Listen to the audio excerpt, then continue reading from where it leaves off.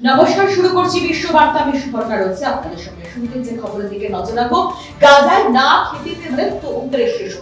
বিশ্বজুড়ে নিন্দার ঝড়, মানবিক দৃষ্টিতে দেখা হোক আবেদন বিশ্ব স্বাস্থ্য সংস্থার। এখনো ট্রাম্প আটকে ইসরায়েল। আমেরিকার সঙ্গে পরমাণু চুক্তি হবে না, ইসরায়েলে হামলা চালাতে পারে ইরান।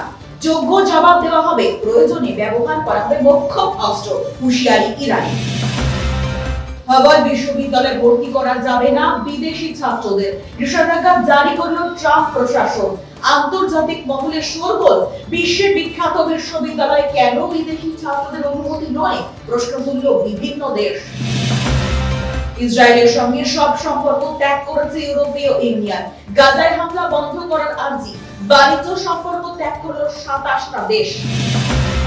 পাকিস্তানকে 8,000 কোটি টাকা ঋণ, বিরোধিতা ভারতের। ঋণ পাওয়ার জন্য লক্ষ্যমাত্রা পূরণ করেছে পাকিস্তান, জানিয়ে দিল IMF।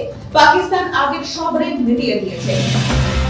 ফের টালমাটাল অবস্থা বাংলাদেশে, সেনা প্রধানের সঙ্গে মতবিরোধ মোহাম্মদ ইউনূসের। বাংলাদেশে অন্তর্বর্তী নির্বাচন নিয়ে বিবাদ, দ্রুত সাধারণ নির্বাচন চাইলেন সেনা প্রধান, আপত্তি ইউনূসের। ফের সেনা অভ্যুত্থান কিনা জল্পনা।